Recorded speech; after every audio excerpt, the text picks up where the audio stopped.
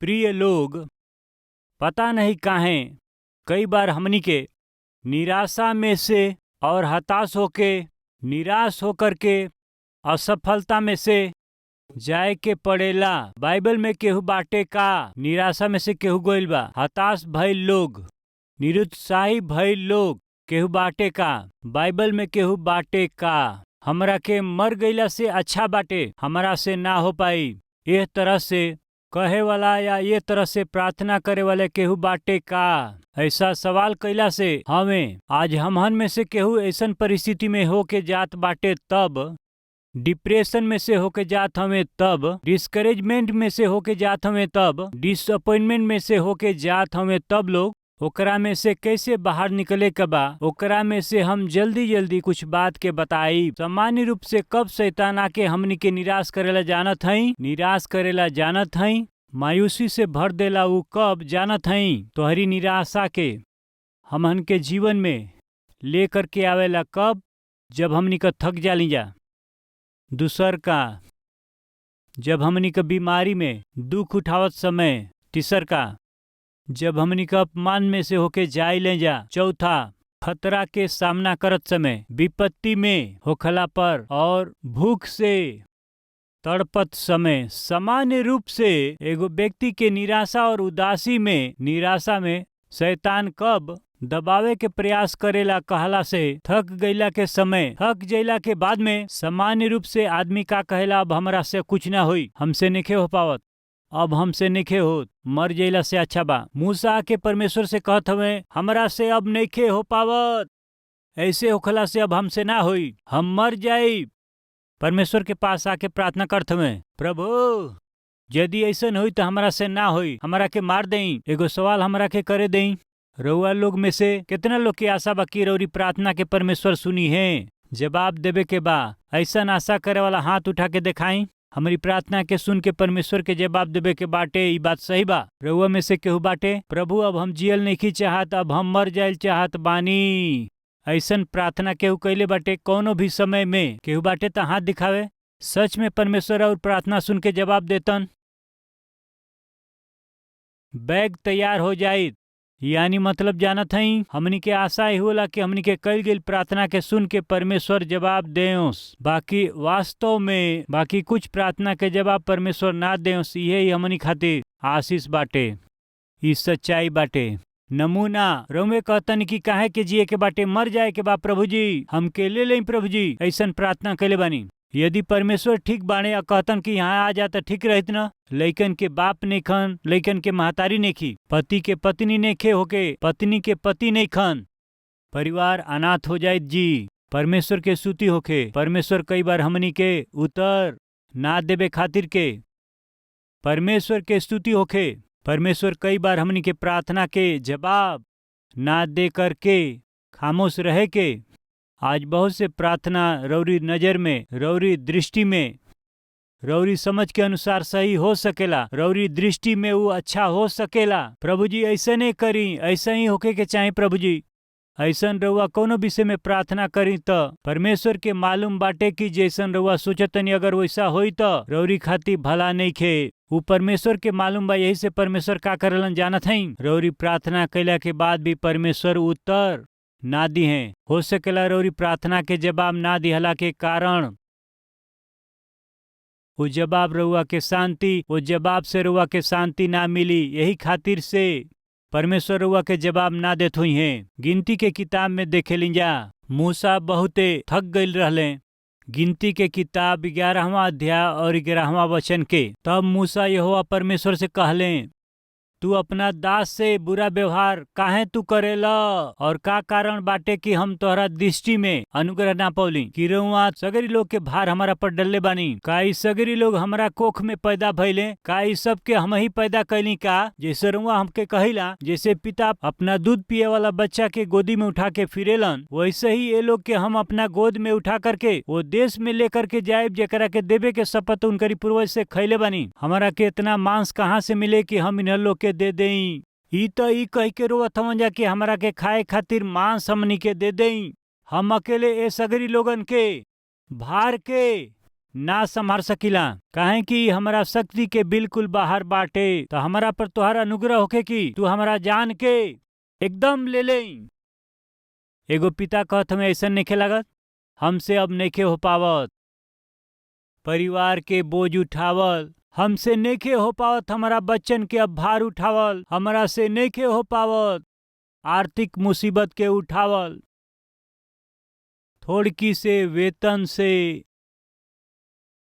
परिवार के भार उठावल हमसे नइखे हो पावत। मर जइला से अच्छा बा। कई बार पति के नौकरी ना भइला से, पत्नी के नौकरी ना भइला से, दोनों के नौकरी ना भइला से, होखला से भी वेतन पूरा ना भइला से, बहुत से समय में ऐसन स्थिति अइला से शैतान का कहला, मर जा, तोहरा से ना होई, तोहरा नौकरी में उन्नति ना होई, तोहरा के नौकरी ना मिल पाई, अपना परिवार के पोषण ना कर पैब, अपना बच्चन के ना पढ़ा पैब, उनकर शादी ना कर पैब, उनकरा कमी घटी के पूरा ना कर पैब, एगो खुद के घर ना खरीद पैब, अपना बच्चन के प्राथमिक जरूरत के तू पूरा ना कर पैब।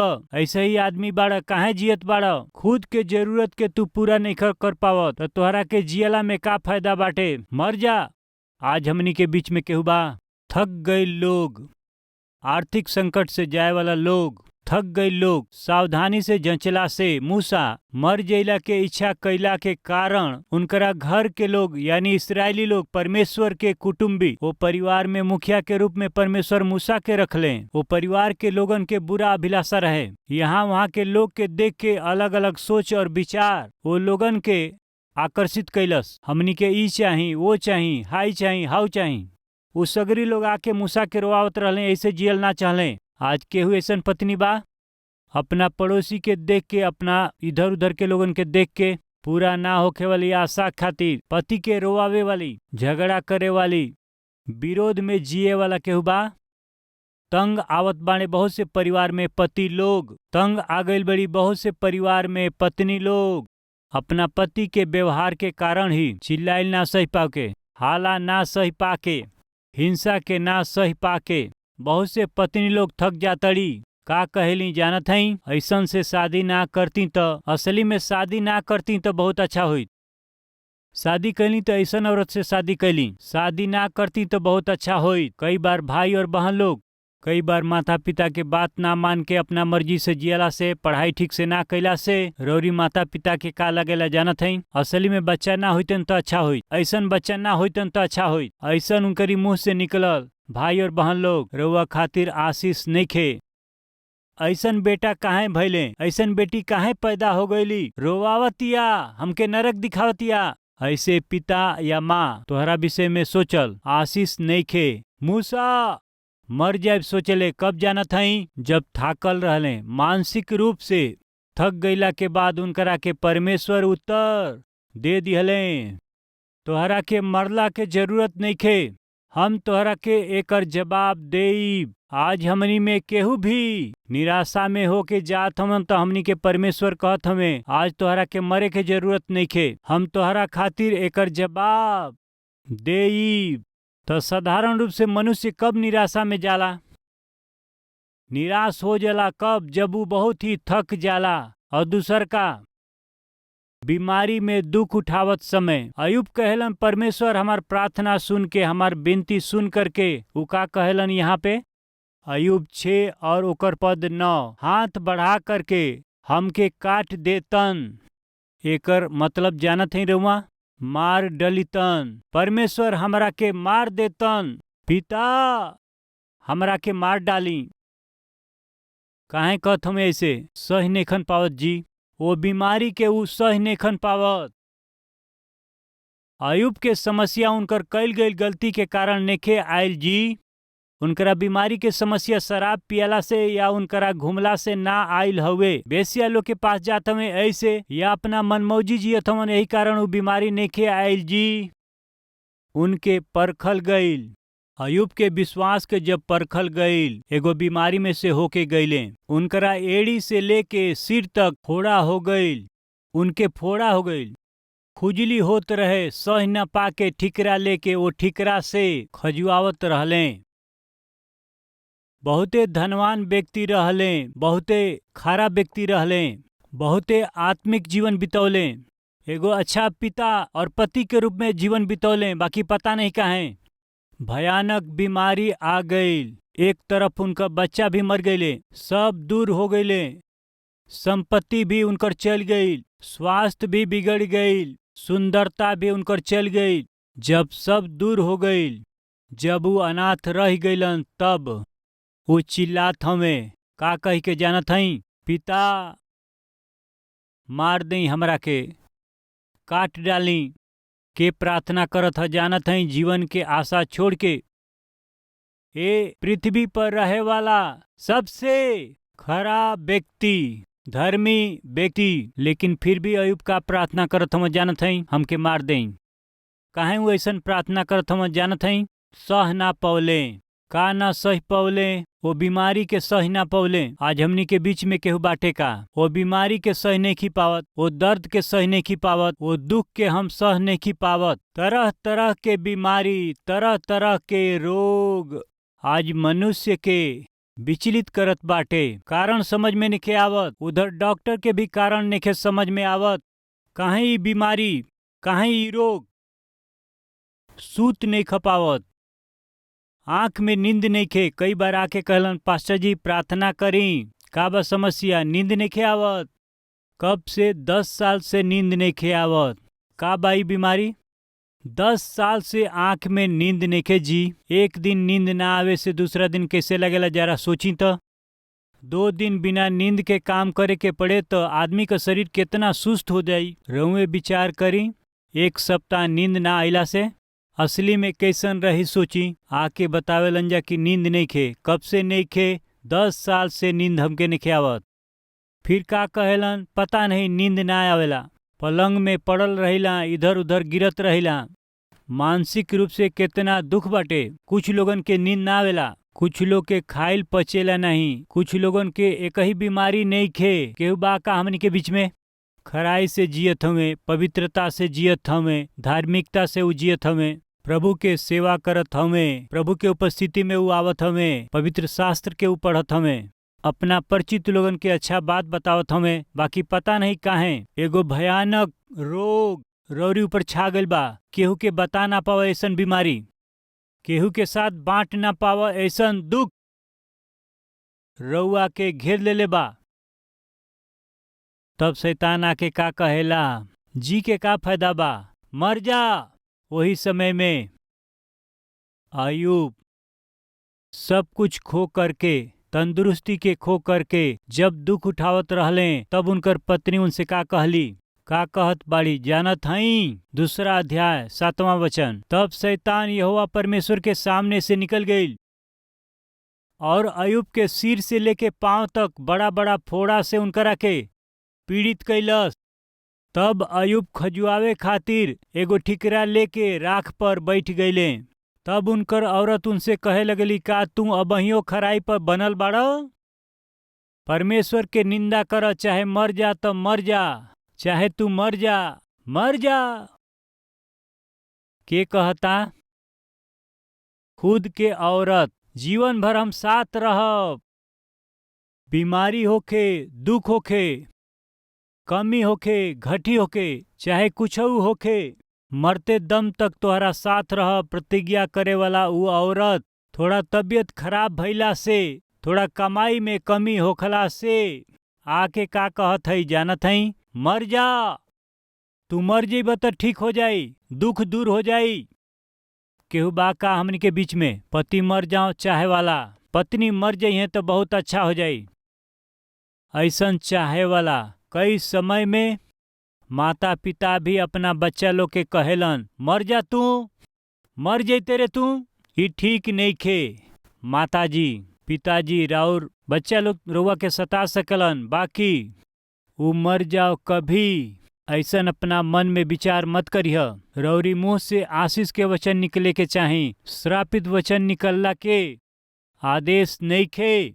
ऐसे अयूब के पत्नी कहेली, जब स्वास्थ्य अच्छा रहे और आर्थिक स्थिति अच्छा रहे, जब सब कुछ अच्छा रहे, अयूब के औरत सब कुछ अनुभव कैले रहली, उ धन संपत्ति के अनुभव कैली, अयुब के कारण उ मिले वाला गौरव के प्राप्त कैली के हजी ई अयुब के पत्नी हई उ गौरव के हासिल कैली और पदवी के भी हासिल कैली, धन दौलत के उ अनुभव कैली। अब अयुब के थोड़ा आर्थिक संकट अइला पर और दुख अइला पर और बीमारी अइला पर उ ऐसे संभाले के चाहत रहल, सहारा बन के खड़ा रहल चाहत रहे। जानत हई पत्नी का कहत हई, मर जा।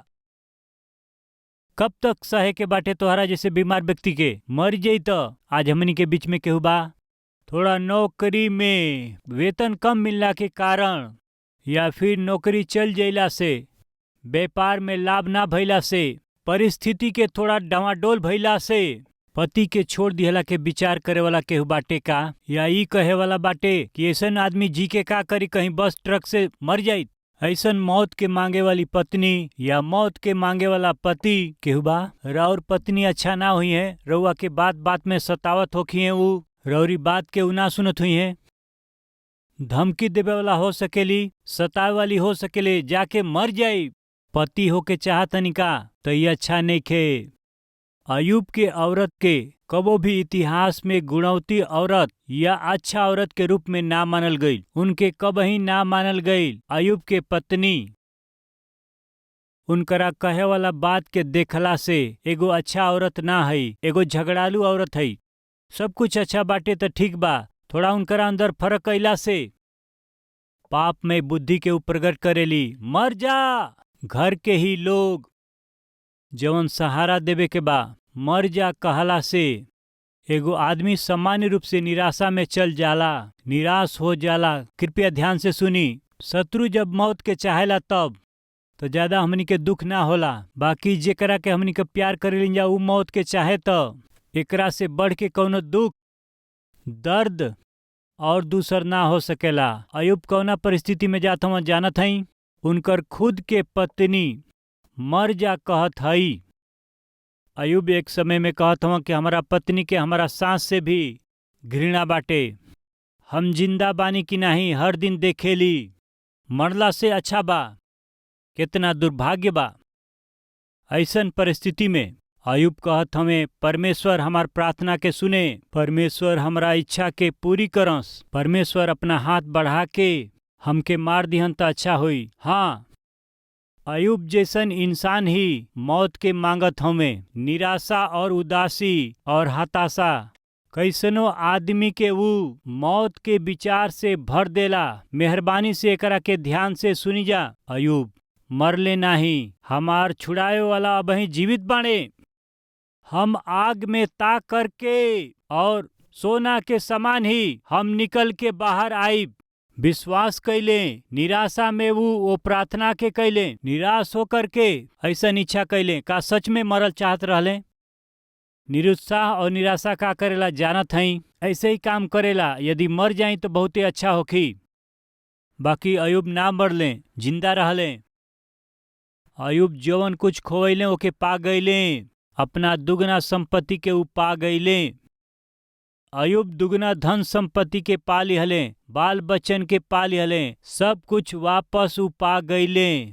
आज जे केहू भी बीमारी में से होके जात हवे, केहू के ना बताए वाली बीमारी से और रोग से चलत हई तो विश्वास के साथे प्रभु यीशु मसीह से रउआ प्रार्थना करी। प्रभु यीशु मसीह रउआ के चंगाई के दी हैं। परमेश्वर अयुब के चंगाई दिहले, स्वास्थ्य दिहले। वो वचन के हमनी का पढ़ल जाई। अयुब के पुस्तक आखिरी अध्याय, अयुब के किताब 42 अध्याय 12वां वचन के। यहोवा परमेश्वर अयुब के बाद के दिन में उनकरा पहला के दिनन से बढ़ के अधिका आशीष दिहले। 10वां वचन, और जितना अयुब के पास पहले ओकरा से दुगना यहोवा परमेश्वर उनकरा के दे दिहले। जेकरा के सह ना पाके हम मर जाइब ऐसन सोचत हई तो ओकरा के परमेश्वर रउआ से दूर ही ना कइल चाहत हमें, बाकी रउरी जीवन से वो दुगना आशीष से भरे खातिर के हमार परमेश्वर सक्षम बाड़े। कब रउआ जानत हई?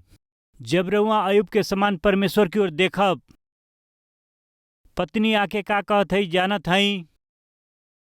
का अबहियो अपना खराई के तू ना छोड़बा? अयुब के स्वास्थ्य बिगड़ गईल रहे तबो पत्नी कहतरी का परमेश्वर के छोड़बा अबो ना?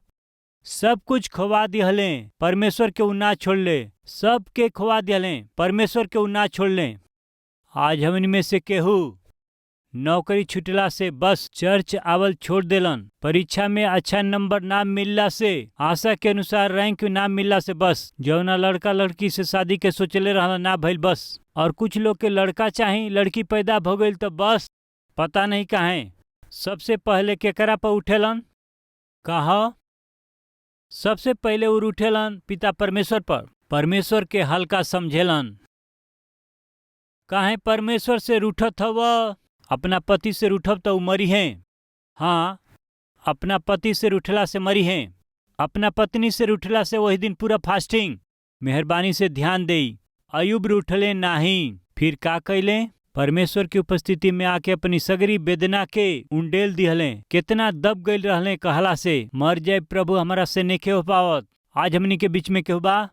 ब्रदर हमरा से नेखे हो पावत, ये रोग के सहन कैल हमारी बस के बात नहीं खे, कहे वाला केहू बाटे का? तब फिर सुनी, रउआ से पहले अयुब वही मार्ग से होके गईले, समस्या के समाधान के उपा गईले, अपना स्वास्थ्य के पा गईले, आशीष के उपा गईले, दुगना आशीष के उपा गईले, अनुभव कैले।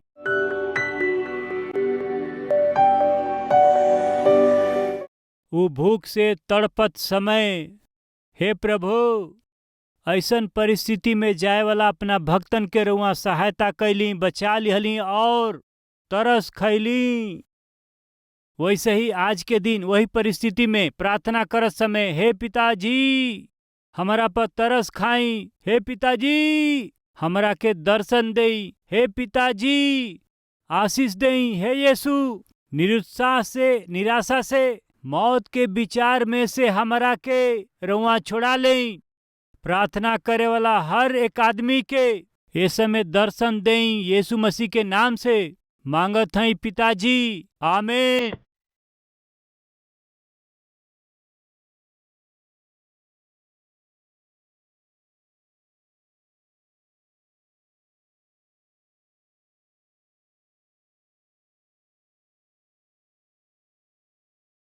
আমাৰ ঠিকনা কালবাৰী, পোষ্ট বক্স নম্বৰ 30, কুকটপল্লী, হায়দৰাবাদ 72।